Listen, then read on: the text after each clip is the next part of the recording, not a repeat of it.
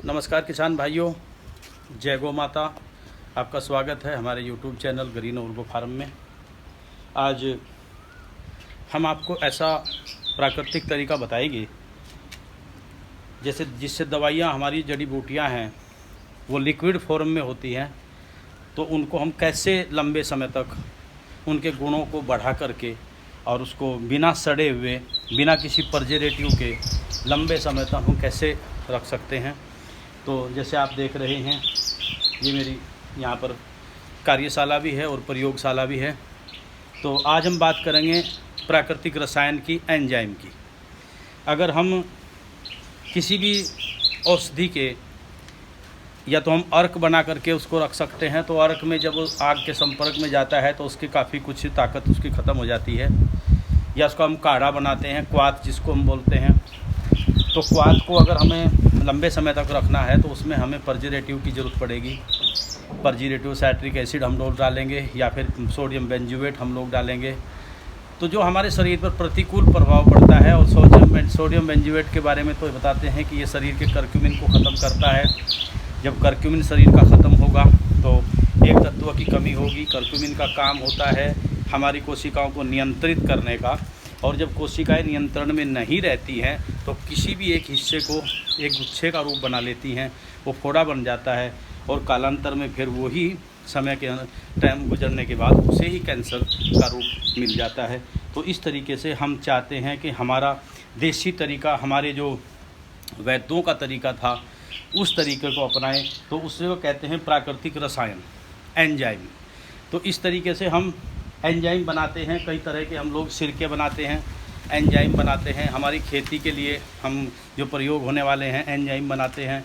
हमारे जो इंसानों पर प्रयोग होने वाले हैं, उनकी दवाइयों के रूप में जो प्रयोग होने वाले हैं, एंजाइम बनाते हैं। तो आज जिस एंजाइम की बात हम लोग लेकर के चलते हैं वो है हमारा मकोए। ये हमारा मकोए है। इसको अपनी अपनी भाषा में, जैसे हमारे यहाँ भाषा इसको भमोलन कहते हैं। ये अब जब गेहूं कटाई का समय है, ये अपने पूरे यौवन पर होती है। और जब छोटे छोटे बच्चे हम थे तो बाहर जाते थे, और भमोलन चूँकि ये काली काली होती हैं, ये काली काली होती है, खाने में मीठी लगती हैं। ये इस तरह है, मीठी लगती हैं। और ये आपके गुर्दे की बहुत अच्छी दवाई है, या आपके लीवर की बहुत अच्छी दवाई है। आपके शरीर में कहीं सूजन हो उसको उतारने की बहुत अच्छी दवाई है। तो ये हमारा ऐसा विज्ञान था आयुर्वेद का। कुछ चीज़ें हम साइंटिफिक चीज़ें हम अनायास कर जाते थे। छोटे छोटे बच्चे बाहर निकलते थे और इस भमोलन को खाते थे, और हमें काफ़ी बीमारियों से मुक्ति मिलती थी। तो अब चूँकि इसका फ़िलहाल यौवन का वक्त है पूरा, फ़िलहाल ये पकी हुई भी है, कच्ची अवस्था में है, पूरा फल इसके ऊपर आया हुआ है। तो हम इसको बिना किसी प्रिजर्वेटिव के सुरक्षित करने के लिए इसको एंजाइम बनाते हैं। एंजाइम बनाने के लिए मैं आपको पहले भी बताया था, इसका रेशो होता है 1:3:10। हमारे पास ये प्राकृतिक गुड़ हम लोग बनाते हैं। ये हमारा गुड़ होता है, ये इसमें कोई मसाला नहीं होता। और आपको बता दें आपकी जानकारी के लिए कि इसमें गन्ना भी हमारा अपना होगा। हम अपना ही गन्ने से ये गुड़ बनाते हैं। ये गुड़ हमारे जो प्राकृतिक रसायन हैं, इन चीज़ों में, दवाइयों में, अपने खाने के लिए, अपने पशुओं के लिए हमारा यही गुड़ चलता है। तो इसमें 1:3:10 के हिसाब से हम लोग इसे बनाते हैं औसतन। तो हमने ये गुड़ लिया है, ये हमारा 50 लीटर का हमारा कैन है, और इसमें इस तरह से हम लोग ये गुड़ हम इसमें डालेंगे। ये हमारा ये फर्मेंटेशन होगा, और ये फर्मेंटेशन होने के बाद हमारे एंजाइम को बनने में करीब, ये फट गया, एंजाइम को बनने में हमारे करीब इसे 3 महीने का समय लगेगा। ये हमने इसमें अपना गुड़ डाल दिया है ये, और इसके बाद गुड़ के बाद हम इसमें ये हमने मको को, इसको भमोलन जिसको कहते हैं, हमने काट करके पहले इसको फाड़ा था। फाड़ करके हमने इसको धोया था, और धोने के बाद हमने इसकी कुट्टी कर ली है। और कुट्टी करने के बाद हम इस घोल में इसको अब हम डाल देंगे। इस तरीके से हम इसमें मकोए जो है ये डालेंगे। हमारा वही रेशो रहेगा 1:3:10 का रेशो में हम इसको डाल लेंगे। ये देखें आप लोग,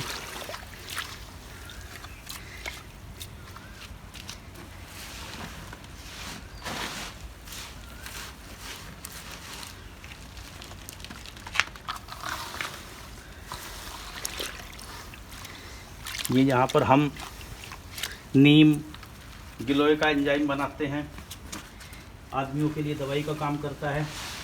इसी तरह से हम कुछ प्राकृतिक हमारे खेती के लिए कुछ एंजाइम हम लोग बनाते हैं जो हमारे खेती में काम करता है। तो इस तरीके से हमने इसको भर लिया है।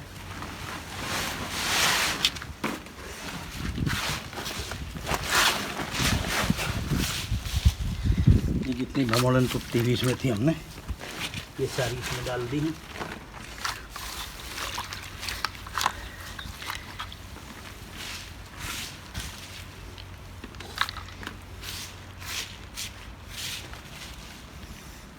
ये हमने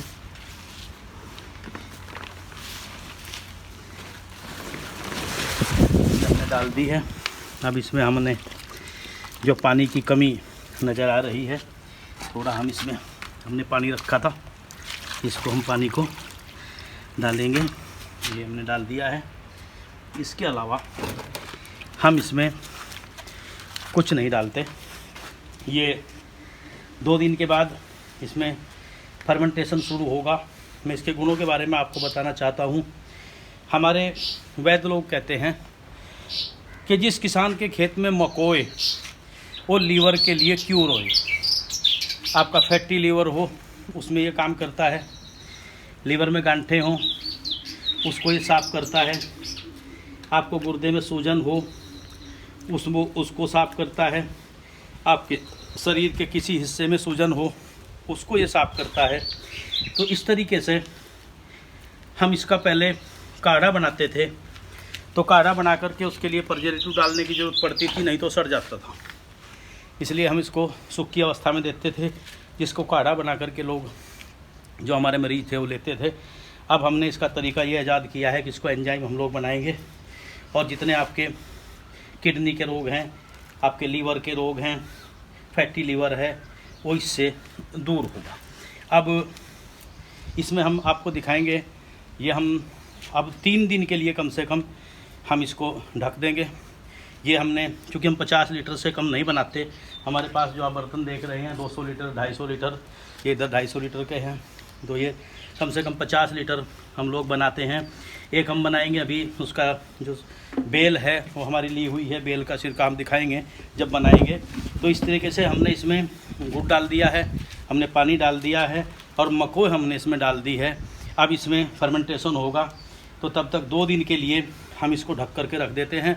2 दिन के बाद जो पोजीशन होगी हम आपको फिर इसमें दिखाएंगे।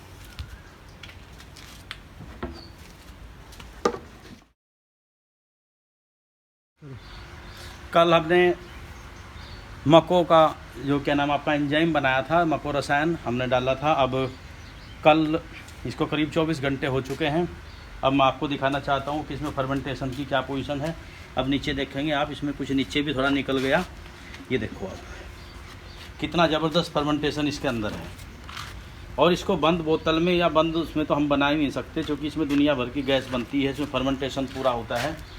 और ये आपको दिखाएंगे, ये पूरा फर्मेंटेशन हो रहा है। ये अगर फर्मेंटेशन नहीं होगा तो फिर ये सड़ जाएगा।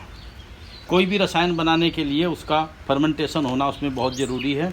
और ये कितना अच्छा फर्मेंटेशन, ये देखो कितना अच्छा फर्मेंटेशन, किस तरह से इसमें झाग बने हुए हैं, कितना अच्छा फर्मेंटेशन इसमें हो रहा है।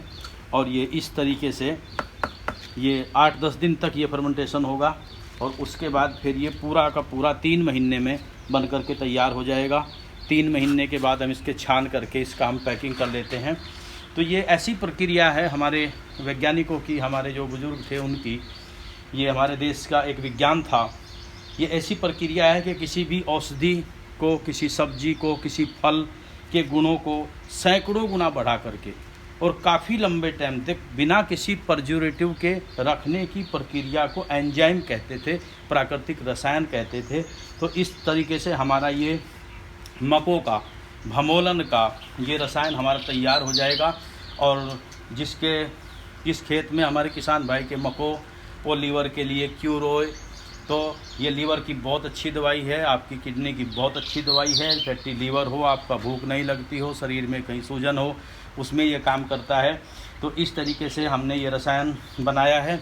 ऐसे ही रसायन हम दूसरे बनाते हैं। हमारा अब बिल्व रसायन हम बेल का रसायन हम लोग बना रहे हैं, उसके बारे में आपको बताएंगे। तो ये रसायन हमारा, अगर आप भी अपने घर पर प्राकृतिक तरीके से, देसी तरीके से रसायन बनाना चाहते हैं, तो एक तो आपकी मको ऐसी जगह की होनी चाहिए जहाँ पर आपने रासायनिक खाद नहीं डाला हो।